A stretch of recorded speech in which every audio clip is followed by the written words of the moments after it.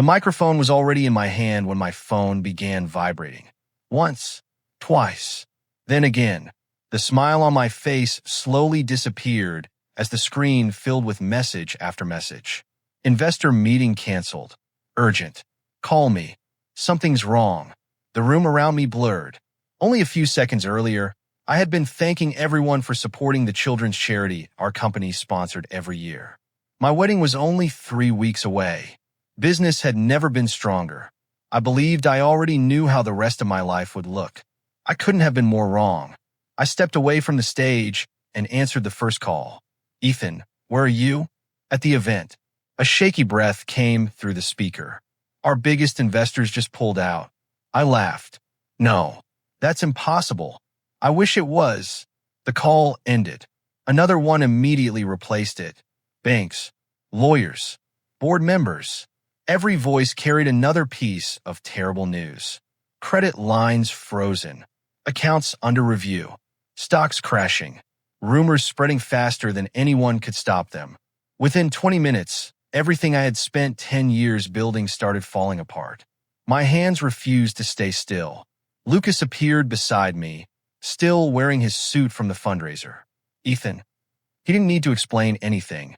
The expression on his face already told me enough. You know. He nodded. Let's leave. I looked across the ballroom instead. Sophia stood near one of the large windows, surrounded by guests. She was laughing.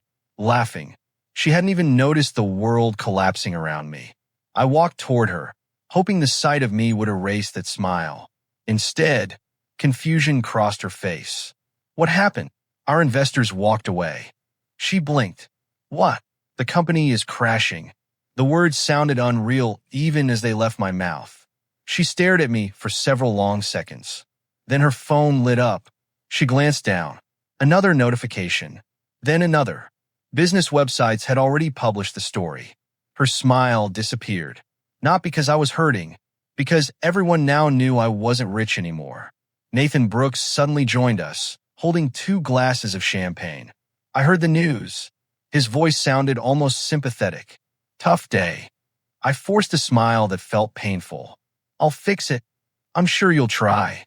He gently rested one hand on Sophia's shoulder. A small gesture, almost invisible, yet something inside me twisted. Sophia quietly stepped away. I need some air. Before I could answer, she disappeared onto the balcony. Nathan followed a few moments later. I watched the glass door close behind them. Lucas folded his arms. You don't like that. I trust her. Even while speaking those words, I wasn't sure I believed them. The next morning felt even worse. Every newspaper carried my picture. Every headline sounded like another funeral announcement. Young millionaire loses empire overnight. Investors panic. Financial collapse shocks market. The office that had once been full of energy now echoed with whispers. Employees packed boxes. Lawyers filled conference rooms. Phones never stopped ringing. No one had answers. Around lunchtime, my assistant entered quietly. Ethan, what now? There are reporters downstairs. Tell them I have nothing to say. She hesitated. And Sophia? My heart immediately reacted. What about her? She's called twice. Hope rushed through me. Put her through. The line connected. I waited. Nothing. Only breathing. Finally, I've been thinking. Those 4 words frightened me more than every financial report combined. I know things look terrible. They do. We'll get through this. Another long pause. I don't know. My fingers tightened around the phone. What do you mean? I need time. Time for what? I can't think clearly. The call ended. No goodbye. No promise. Just another empty screen. That evening I went home carrying flowers. It felt stupid now. Still, I wanted to remind her that money wasn't the reason I loved her. The apartment smelled like dinner. A meal sat on the table. Steam had already disappeared. 2 plates. 2 glasses. 1 chair remained empty. I smiled to myself. Maybe everything would be okay. Then I noticed the untouched food. Hours had passed. She never came home. I picked up my phone. 1 message. 2. 5. 10. Every text remained unread. Where are you? Can we talk? I'm worried. Nothing.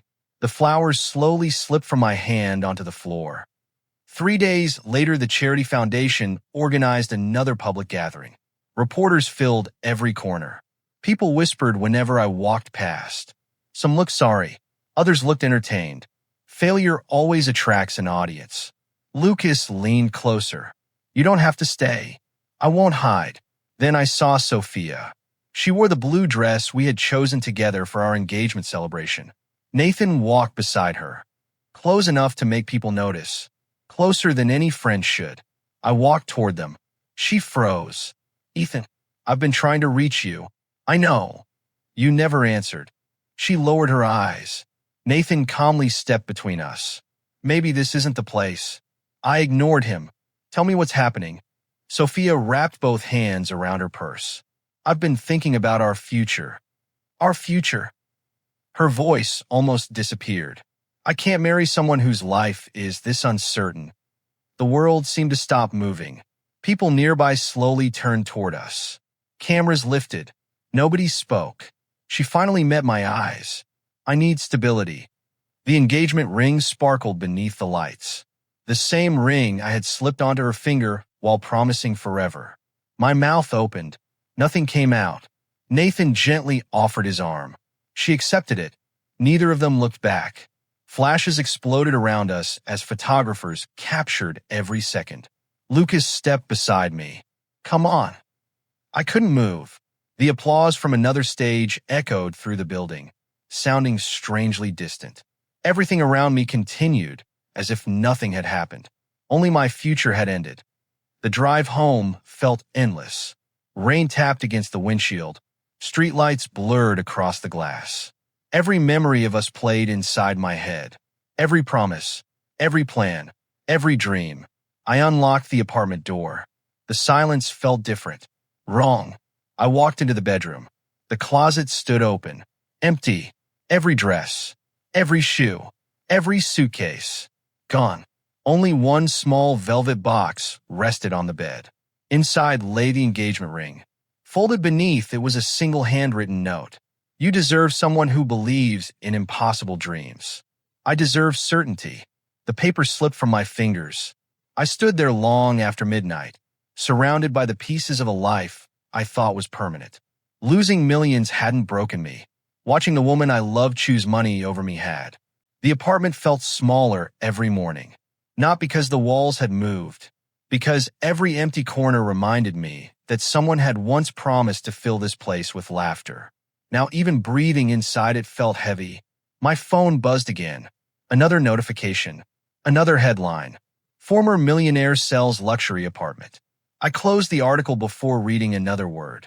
None of them knew what it actually felt like to lose everything. They only cared about the headline. The first week after the collapse, people still called. The second week, only a few remained. By the third, even the phone seemed to forget my number. One afternoon, I scrolled through my contacts. Names that once answered before the second ring suddenly became strangers. Business partners, old friends, investors, people who had toasted my success. Every conversation ended the same way. We'll talk soon. Things are busy. I'll call you back. Nobody ever did. A knock interrupted my thoughts. Lucas walked in carrying 2 paper bags. I brought lunch. I'm not hungry. He placed the food on the table anyway. Good. Then I'll eat yours. Despite everything, a weak smile escaped me. You never change. No. He pushed one sandwich toward me. But you are. I stared at the untouched food. What do you expect me to do? Stand up. I lost everything. Lucas leaned back in his chair. You lost money. My company. Yes. My future. He shook his head. No. My fiancée. That finally silenced him. For a long moment, neither of us touched the food. Then he spoke quietly. If she could leave this fast. He let the sentence die before reaching the end. I already understood. A few days later, I loaded the last suitcase into my car. Most of my expensive furniture had already been sold. The apartment no longer looked like home. Only an echo remained. Grace opened her garage before I even parked. You brought too much. I sold almost everything. She smiled softly. not the memories. I carried another suitcase inside. The engagement photos still rested between folded shirts. Without thinking, I pulled it out. Grace watched me carefully. You don't have to keep hurting yourself. I don't know how to stop. She took the frame from my hands, then quietly placed it into a cardboard box. You built one company. Yes, you can build another. I don't even know who I am anymore. She gently closed the box. I do. Her words stayed with me long after I drove away. Failure changes how the world sees you. Family reminds you who you already were. Bills continued arriving. Life refused to pause for heartbreak. I swallowed my pride and accepted consulting work from a small local business. Only 6 employees. One tiny office. Months earlier, I probably wouldn't have noticed the building. Now it felt like my only chance. The owner greeted me with nervous excitement. I can't believe you actually came. I need work. He smiled. I need help. Neither of us pretended this meeting was anything else. For the next several days, I reorganized their finances, negotiated contracts, and fixed problems that had been ignored for years. Nobody cared about my expensive suits. Nobody asked about the headlines. They only wanted honest work. Strangely, that felt good. Friday afternoon, the owner handed me an envelope. This isn't much. I opened it slowly. My first paycheck. Smaller than a single dinner I used to pay without thinking. Yet my hands trembled while holding it. This money carried something my old fortune never did. Peace. I earned every dollar without pretending to be someone else. Outside the building, I stood beside my old car and smiled at a paycheck that would have embarrassed the man I used to be. That version of me was gone. Maybe that wasn't entirely a bad thing. Late that evening, Lucas invited me to dinner. Not at a luxury restaurant. A tiny diner near the highway. The waitress recognized him immediately. The usual? You already know. She turned toward me. And for you. I glanced at the menu. The cheapest burger. Lucas laughed. The millionaire is learning. The former millionaire. He pointed a fry at me. Don't get too comfortable saying that. I have to accept reality. No. He leaned forward. You have to survive it. The waitress returned with our food. Lucas waited until she walked away. You know what everyone expected? What? That you'd disappear. And you didn't. I stared through the restaurant window. Rain rolled slowly across the glass. I'm still trying to figure out why. Because you're stubborn. That answer made both of us laugh. The sound felt unfamiliar. But welcome. A week later, I stopped outside a hotel after finishing another consulting job. Luxury cars lined the entrance. One black limousine caught my attention. Nathan stepped out first. Perfect suit. Perfect smile. Everything about him looked effortless. Sophia followed a second later.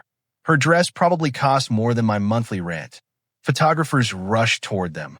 Flashes exploded everywhere. She smiled for every camera. Anyone watching would believe she had the perfect life. Then the photographers finally left. Nathan reached for her hand. She hesitated. Only for a second. Still, I noticed. He spoke while pointing toward the hotel entrance. She nodded without saying much. When she adjusted her jacket, I caught another small detail. The engagement ring was gone. A strange feeling settled inside me. Not happiness. Not sadness. Just distance. I quietly walked away before either of them noticed me. That night my phone vibrated. Sophia's name appeared on the screen. My thumb hovered above the answer button. It kept ringing, then stopped. A message arrived. Can we talk? I stared at the words. Minutes passed. Another message. Please. The phone remained in my hand. Finally, I opened my contacts. Sophia Bennett. My finger rested over her name. Every memory tried pulling me backward. Every lesson pushed me forward. I closed my eyes, then pressed delete. The screen asked one final question. Delete contact? Yes. Her name disappeared. The messages remained. The memories remained. But one door quietly closed. Another month passed. Consulting work became regular. Small victories slowly replaced daily disasters. The mirror reflected someone different, not richer, stronger. One evening Grace called. You sound tired. I've been working. I'm proud of you. That feels strange. Why? Because I'm proud of myself too. She laughed. There he is. Oh, my little brother. After hanging up, I realized something. I hadn't thought about revenge all day. I had been too busy building tomorrow. The phone rang again just before midnight. Unknown number. Normally I ignored those. Something made me answer. Ethan Carter? Speaking. My name is Oliver Hayes. The voice sounded calm. Professional. I've been investigating what happened to your company. My heartbeat slowed. What about it? A brief pause came through the line. The collapse of your company wasn't an accident. I gripped the phone tighter. What are you talking about? Another pause. Then words that changed everything. Someone planned every part of it. Don't tell anyone we're meeting. Oliver's voice stayed low over the phone, especially not Nathan Brooks. The line went dead before I could ask another question. An hour later, I walked into a small coffee shop far from downtown. Oliver was already waiting. No expensive suit, no security, just a laptop, a folder, and tired eyes that looked like they hadn't slept in days. You came. You told me my company didn't collapse by accident. I sat across from him. Start there. He slid the folder toward me. Everything inside is backed by records. My fingers hesitated before opening it. Bank transfers, emails, company reports, pages covered with names I recognized. My stomach turned. Our investors didn't leave because they lost confidence. Oliver nodded. They were pushed. By who? He turned the laptop toward me. Nathan Brooks's company logo filled the screen. Every muscle in my body locked. This can't be real. I spent months checking every document before calling you. He opened another file. 3 shell companies secretly bought your debt. Another click. They spread false reports. Another. They pressured your investors. My eyes moved from page to page. Everything connected too perfectly. Nathan hadn't waited for me to fail. He had built the failure himself. Why? Oliver leaned back. Because winning matters more to him than money. I frowned. He already had billions. Not enough. Oliver folded his hands. Your company was growing faster than his. The next sentence landed even harder. And he wanted your life. My life. Your investors. He pointed at another document. Your reputation. Another page. And eventually, he paused. Sophia. The room suddenly felt smaller. You think this was about her too? I think Nathan enjoys taking things that belong to other people. I stared at the evidence. Every headline. Every panic. Every ruined dream. Someone had designed all of it. Not chance. Not bad luck. A plan. Walking back to my car, I expected anger to take over. Instead, I felt strangely calm. The truth had replaced confusion. Now I finally knew who I was fighting. Not the market. Not fate. One man. Lucas listened without interrupting. The folder stayed open between us. After several minutes, he let out a long breath. So, what's next? I expose him. Today. I slowly shook my head. No. He raised an eyebrow. I thought you'd storm into his office. That's what he expects. So. I'll wait. Lucas smiled. You're changing. I'm learning. Revenge. I closed the folder. No. The answer surprised even me. Truth. Days turned into weeks. Oliver kept sending new evidence. Every file answered one question while creating another. Fake companies, hidden payments, private meetings. Nathan had buried every trail carefully. Not carefully enough. Each night, I organized documents across my dining table. Colored notes covered the walls. Names connected with arrows. Slowly, the picture became complete. I wasn't rebuilding my company yet. I was rebuilding the truth. Meanwhile, life quietly moved forward. Consulting clients increased. My calendar filled again. Not with luxury events. With honest work. One elderly client shook my hand after our final meeting. You saved my business. I smiled. You built it. You reminded me how. Those simple words meant more than any award I had ever received. One afternoon, my phone vibrated during lunch. Unknown number. I ignored it. A voice message arrived seconds later. Sophia. Ethan. Her voice sounded uncertain. I know you probably don't want to hear from me. A long pause. I just wanted to know if you're okay." The message ended. I placed the phone face down. Another notification appeared an hour later. Then another. 3 voice messages. 5 texts. None of them changed anything. Months earlier I had waited for her replies. Now, she waited for mine. Across town, fate handed me another unexpected answer. I finished a client meeting near Nathan's headquarters. As I walked toward the parking lot, familiar voices drifted from an open conference room. "Nathan, Sophia." The door wasn't fully closed. I already approved the charity donation. Her tone carried frustration. Nathan barely looked up from his tablet. "You approved too much. It helps people. It helps our image. They're not the same thing." He finally lifted his eyes. "They are in business." I stood frozen outside. Every word reached me clearly. I wanted to visit Grace's art show this weekend. Nathan checked his watch. "We have investors. I already promised. Cancel it." A painful silence followed. Then came the answer. "All right." The woman inside that office barely sounded like the Sophia I once knew. Not because she loved Nathan, because she had stopped arguing with him. I quietly walked away before anyone noticed me. Another evening, another voice message. "Ethan." She breathed slowly before continuing. I found something strange. Her voice almost disappeared. "There are payments, hidden accounts." The recording stopped.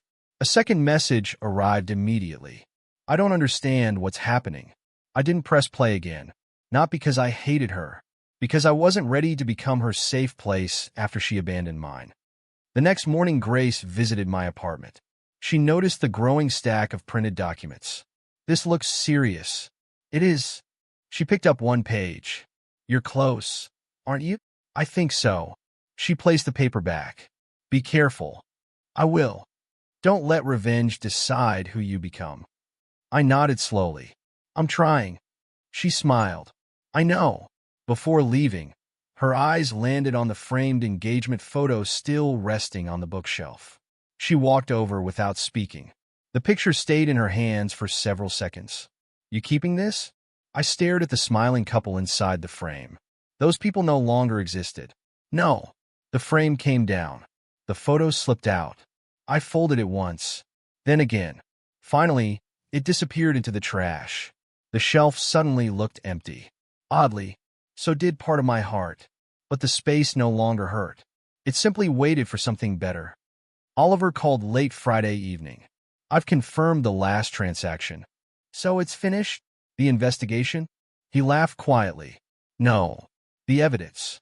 I leaned against the balcony railing. "What happens now?" "We wait for one mistake." "Nathan doesn't make mistakes." Oliver's voice grew serious. "Everyone does." That same night, another message appeared. Not a voice recording, a single sentence. "Please don't ignore me anymore." I read it once, then locked the screen. She had ignored my pain when I needed her most. Now my silence became the answer she couldn't escape. Rain covered the city as midnight approached. I finished organizing one final folder. Every document fit perfectly. Every missing piece finally had a place. The truth was ready. Now all it needed was time. A loud knock suddenly echoed through my apartment. One, then another. I wasn't expecting anyone. Carefully, I walked toward the door. Another knock. Slower this time. I unlocked it. The hallway light revealed a familiar face. Sophia stood there. Rain soaked her coat.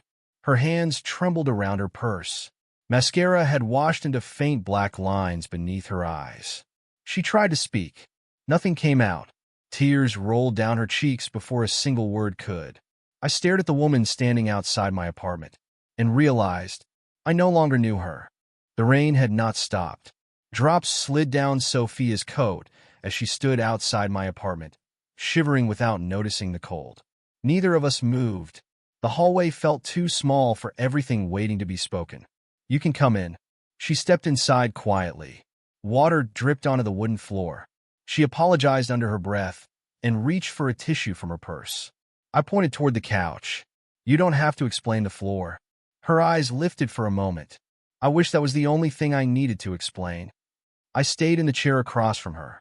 The distance between us was only a few feet. It felt like another lifetime. She held her hands together so tightly her knuckles turned white. I've practiced this conversation 100 times. I believe you. None of those versions sounded right. They probably didn't. Her head lowered. I deserve that. The room grew quiet again. Not the uncomfortable silence we once feared. The kind that lets the truth find its own words. I thought I was choosing security. She swallowed hard. I told myself I was being practical. My expression didn't change. I convinced myself that love wasn't enough. Her voice cracked. Then I slowly forgot what love actually looked like. I listened. Months earlier, I would have interrupted, begged, argued. Now I simply let her finish. Nathan planned every hour of my day. She stared at the floor. My clothes, my meetings, my friends. Even charity events became business decisions. A bitter smile crossed her face. I used to complain because you work too much. She laughed once. It sounded empty. I had no idea what controlling someone really looked like. I folded my hands together.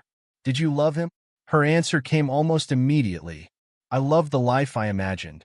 She closed her eyes. But I never loved the man.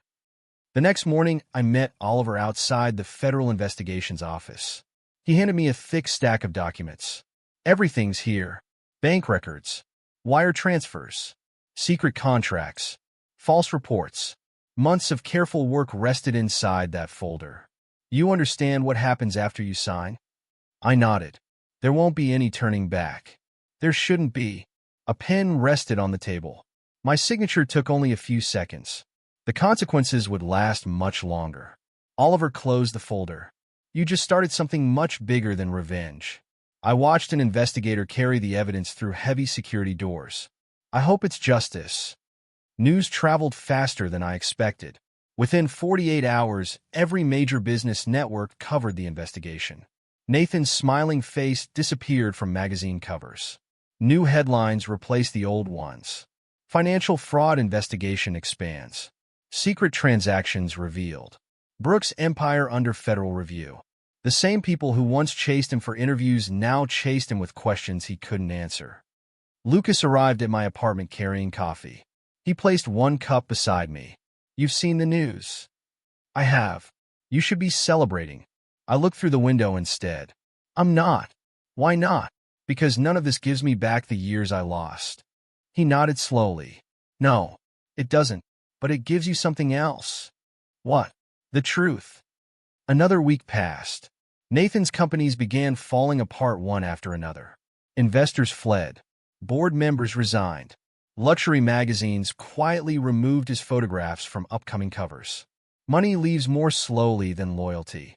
Reputation disappears overnight. Grace called late one evening. Have you talked to Sophia again? Twice. How did it go? I thought about those conversations. No shouting. No accusations. Just honesty arriving too late. She's finally telling the truth. And it doesn't change what happened. Grace's voice stayed gentle. Sometimes understanding someone isn't the same as going back. I know. You sound tired. I'm finally sleeping. She smiled through the phone. That's progress. 2 days later, Sophia asked if we could meet one last time. Not at a restaurant. Not somewhere expensive. Just a small public garden where we used to eat sandwiches before success complicated our lives. She arrived wearing simple clothes. No designer bag. No jewelry except a small silver watch. The difference wasn't what she wore. It was how quietly she carried herself. I came from the penthouse. You moved out. There wasn't much reason to stay. She gave a small shrug. The place felt bigger every day. I remembered the excitement in her eyes when Nathan first showed her that apartment. Now it had become another empty room. My friend stopped calling. She smiled sadly. I finally know how that feels. I didn't answer. She already knew why. A breeze carried dried leaves across the path between us. She watched them for several seconds. I kept blaming your company. Her fingers traced the edge of the bench. Then I blamed your bad luck.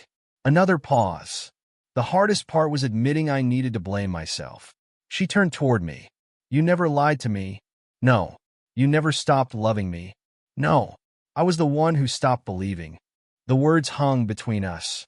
There was nothing left to argue about. The truth had already won. That evening, another breaking news alert appeared. Nathan had been formally charged. Several executives agreed to cooperate with investigators. Hidden accounts had been uncovered. More evidence surfaced every hour. Oliver called shortly afterward. "It's over. You sound relieved." "I am." "What happens now?" "The courts take over." I thanked him before ending the call. Justice no longer needed my anger. It could stand on its own. A week later, I packed one final box from my storage unit. Old business files, framed certificates, wedding invitations. One envelope slipped onto the floor. Our names were printed across the front in gold letters. Sophia Bennett and Ethan Carter request the honor. I never finished reading it. The paper folded easily, then disappeared into the trash bin beside the door. Some dreams deserve a proper goodbye. Others simply need to end. Sophia knocked on my apartment door one final time. This time the sky was clear. No rain. No storm. She stepped inside carrying a small velvet box. "I won't stay long." I nodded. She looked around the apartment. "It feels different." "So do I." A faint smile appeared. I noticed. She reached into her purse. The velvet box rested gently in her hands. "I've carried this every day." She opened it. My old engagement ring reflected the afternoon sunlight. I never stopped carrying it. She placed it on the coffee table between us. Neither of us reached for it. I kept thinking there would be one perfect moment to give it back. There isn't. I know. She wiped away a tear before it reached her cheek. "I don't expect another chance." "I know. I only wanted you to know that losing your money wasn't my biggest mistake." Her voice almost disappeared. "Losing you was." I stared at the ring. Months earlier, I would have picked it up and imagined fixing everything. Now it felt like a memory instead of a promise. Slowly, I reached across the table. Her eyes filled with hope. My fingers touched the velvet box. Then I gently slid it back toward her. "You should keep it." Her hopeful expression faded. Not into anger, into acceptance. She closed the box with trembling hands. At that moment, I understood something that had taken me months to learn. Revenge had never been the ending I truly wanted. Freedom was. The courtroom doors opened. Cameras flashed from every direction. Reporters crowded the hallway, speaking over one another while security officers tried to clear a path. I stood near the back, unnoticed for once. Nathan walked past wearing the same expensive suit that had once made him look untouchable. Today it looked like another costume. His lawyers whispered urgently around him. None of them smiled. The judge entered. Everyone stood. The room became still enough to hear papers turning. Evidence was presented. Financial records, hidden accounts, witness testimony. One fact after another destroyed the image Nathan had spent years building. Hours later, the verdict came. Nathan Brooks was found guilty of financial fraud, market manipulation, and conspiracy. The sentence echoed through the courtroom. His shoulders finally dropped, not because he accepted responsibility, because he understood he had finally lost. I watched him leave in handcuffs.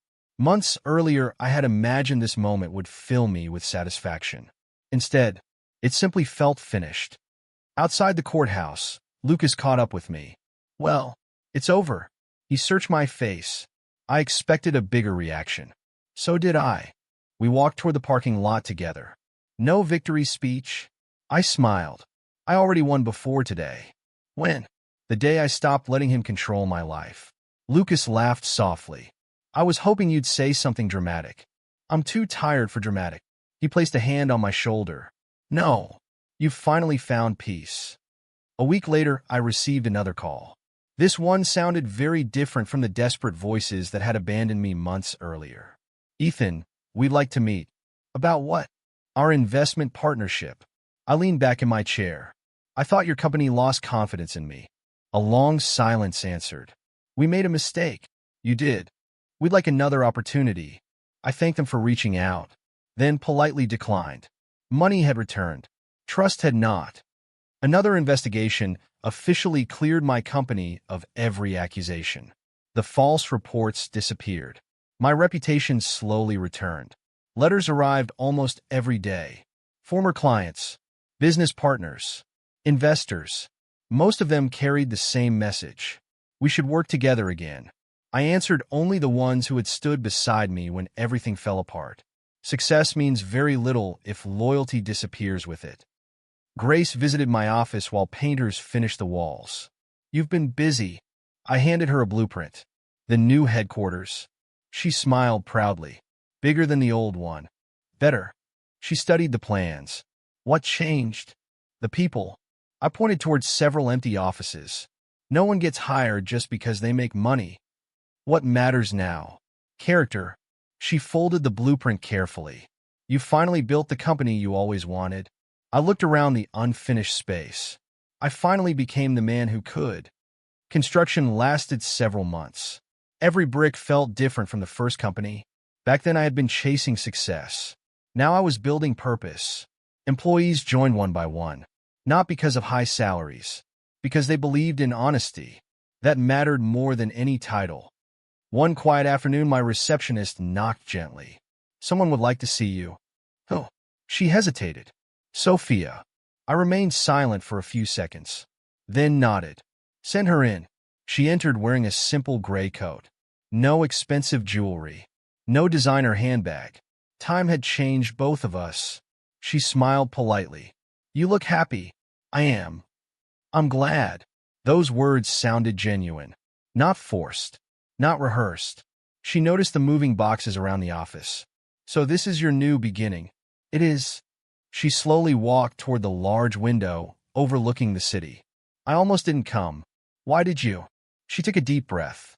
Because I wanted to leave without hiding anymore. I waited. She turned toward me. I've apologized before. Yes. But every apology secretly hoped you'd take me back. She lowered her eyes. This one doesn't. The honesty in that sentence caught me off guard. I don't expect another chance. She smiled sadly. I only wanted you to know that loving you was the most real thing in my life. A quiet pause settled between us. I just realized it too late. I nodded slowly. Thank you. She looked surprised. For what? For finally telling me the truth. A tear escaped before she could stop it. I wish I had understood sooner. So do I. She waited. Not for forgiveness. Not for another opportunity. Only for one final answer. It still isn't enough. She closed her eyes for a brief moment. I know. No argument followed. No desperate promises. Some endings deserve respect more than resistance. Before leaving, she reached into her purse. The small velvet ring box rested in her palm. I kept it because I couldn't let go. She placed it on my desk. This time, I'm leaving it behind. Without opening the box, she stepped backward. The door remained only a few feet away. So this is goodbye. I stood. It is. She offered a gentle smile.